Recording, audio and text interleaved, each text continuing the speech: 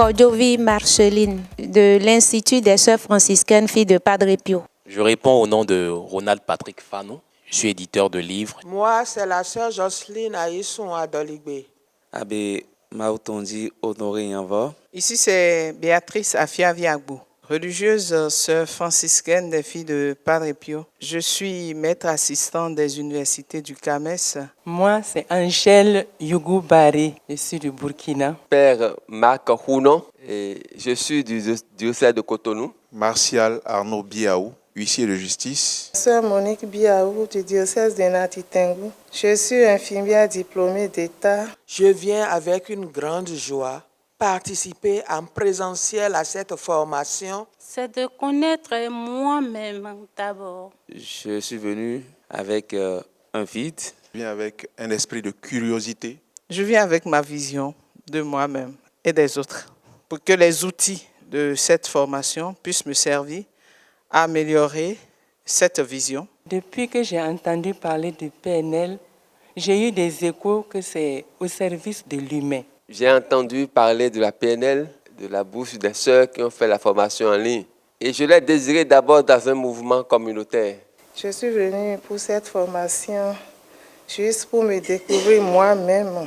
C'est qu'elle m'apporte des outils pour plus d'efficacité et un plus grand épanouissement dans ma mission actuelle. Ce centre qui offre cette formation, c'est le CFCI, que je voudrais inviter le coach Cyril à présenter dans ces différentes dimensions. Aujourd'hui, nous avons commencé cette première journée de cette session de formation de base en programmation neurolinguistique.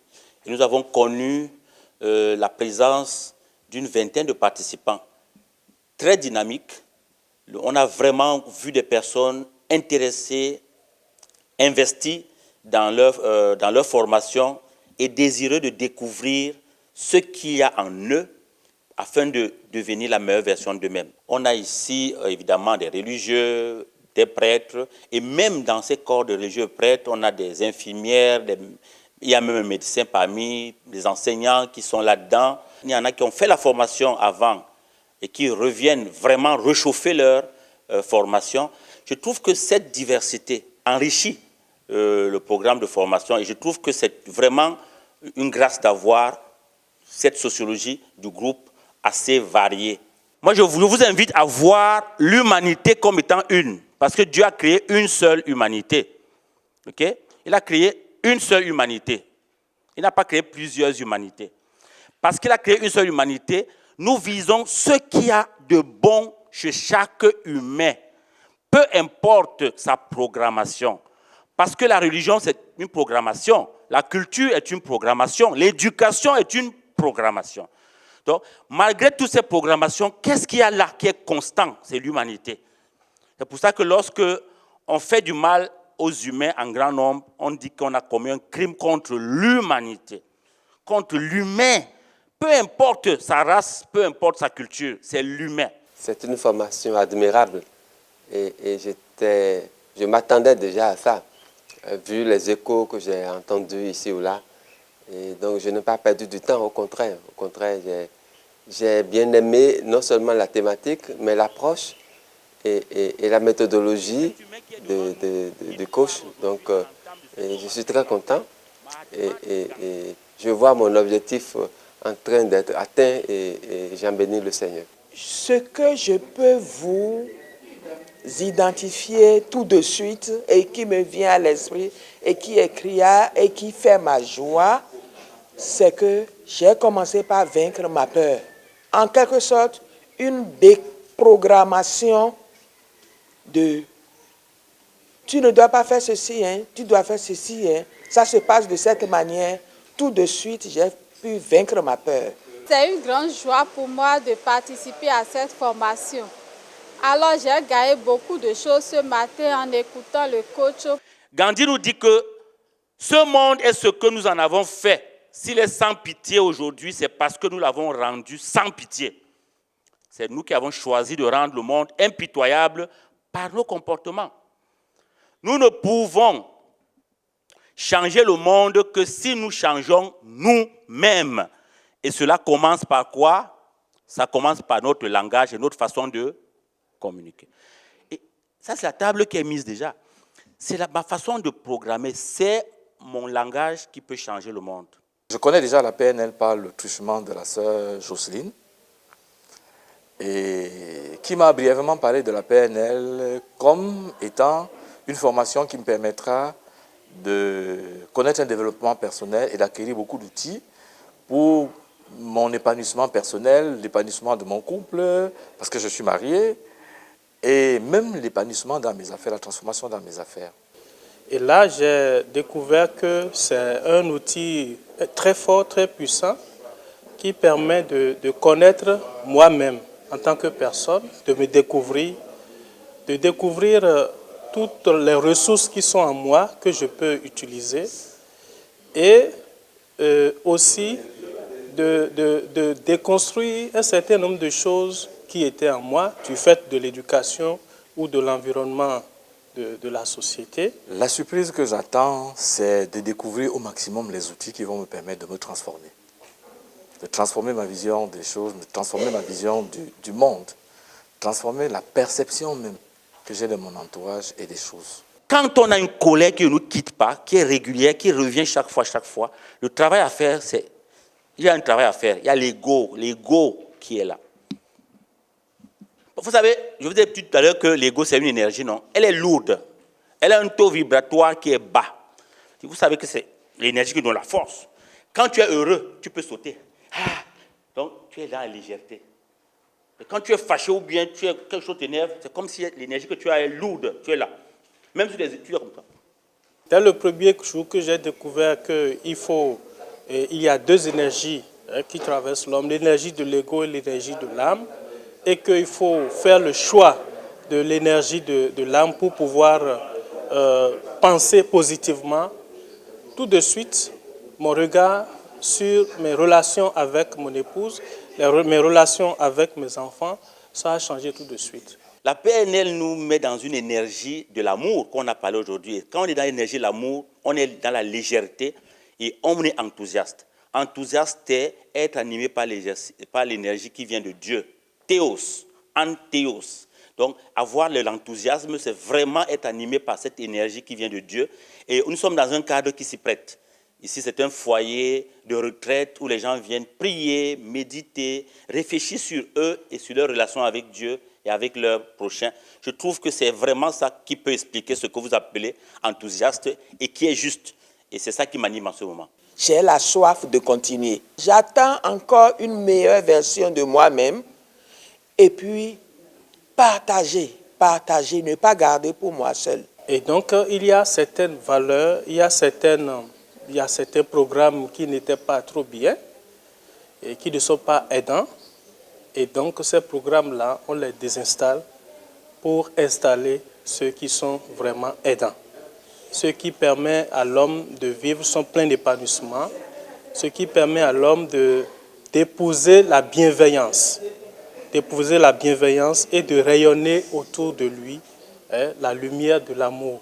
Le participant qui a dit il n'en croit pas à ses yeux, il dit juste, parce que ce que nous vivons ici est tout simplement exceptionnel.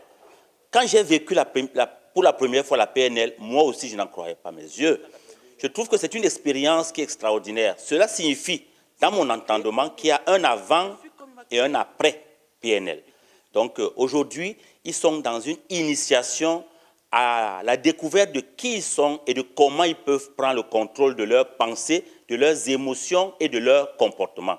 Je pense que c'est ce qui a fait dire à cette participante ou à ce participant qu'il n'en croit pas à ses yeux. Là maintenant, nous sommes en face d'une image de monsieur qui est en face de quelque chose. Qui peut me décrire cette image-là et qu'est-ce que ça suscite en toi, ça t'inspire? Sur cette image, on voyait au fait un jeune monsieur qui se voyait dans la glace, mais qui avait au fait comme un voile, un habit de super-héros avec des étoiles au-dessus. C'était au fait de l'ego. Et le monsieur juriste avait dit que c'était au fait son côté narcissique au fait qui le voyait se voir ainsi, c'est-à-dire supérieur à ce qu'il est réellement. Et par rapport à l'image, l'autre image, je reviens un peu pour dire que aujourd'hui, nous on nous dit, vous-même l'avez dit tout à l'heure, le matin, là, vous l'avez dit avant la pause, ce que nous disons agit, la parole agit sur nous. La parole est vecteur d'une énergie qui agit sur l'environnement où elle s'exprime. Il en découle une ambiance d'impact. D'après les participants, l'ambiance de la formation est plutôt très relaxe et de gaieté. L'ambiance de la formation est très détendue et tout le monde est à l'aise, on s'exprime bien et chacun se retrouve. Et puis on participe, on voit que tout le monde s'est intéressé à cette formation. Les gens réagissent en fonction de ce qui les touche et aussi de ceux qui vivent au moment où ils vivent ce qu'ils vivent. Je trouve que la réaction était extraordinaire aujourd'hui. On a vu, à un moment donné même, j'ai dû ne pas passer le micro à tout le monde parce que le temps était limité. C'est un groupe qui est très investi dans sa formation, qui réagit excellemment bien et je suis très heureux d'avoir ce groupe. Déjà, il y a un élément de base, c'est que nous avons un dénominateur commun. Et c'est très important de partir de là. Et ce qui nous unit, donc il y a des chefs d'entreprise, il y a des responsables de structures, etc., et des prêtres, des religieux, mais nous avons un dénominateur commun, nous sommes partis de ce dénominateur commun-là.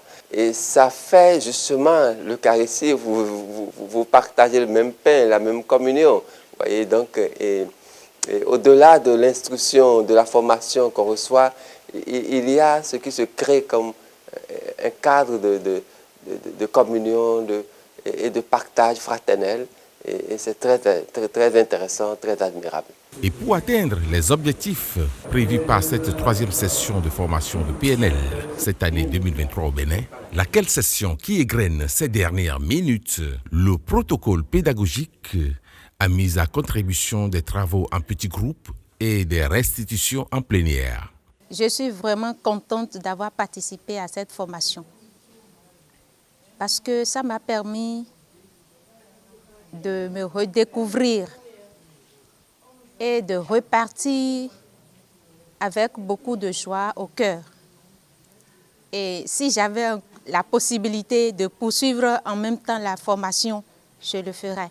Avant de mettre pied ici, je n'étais même pas capable de définir la PNL. Je n'ai jamais entendu parler de ça. Moi, je suis fière d'avoir participé à cette formation parce que c'est comme si j'avais demandé à ma mère supérieure générale de m'envoyer. Ce que j'ai gagné concrètement, c'est énorme. Je ressors de cette formation transformée, élargie, enrichie, parce que on nous a partagé assez de rudiments, assez de connaissances, de pépites, au travers desquelles nous pouvons transformer notre vie et transformer également celle de nos proches. Une nouvelle Florentine, la PNL m'a reconstruite, j'ai une nouvelle version de moi-même. Et je n'ai pas regretté d'être venue. Au travers du filtre de la PNL, je crois que j'ai compris, je me suis comprise moi-même, je me comprends moi-même. Quand on se comprend soi-même, on a une nouvelle vision de soi et des autres. Et c'est ce que la PNL m'a aidé à faire. Je dirais plutôt que la formation a été honorable. C'est excellent et on a eu aussi un bon coach. Il faut dire que Cyril, sur le plan spirituel, social, professionnel, il est bon. Et c'est ce que nous devons être aussi. C'est véritablement un coach.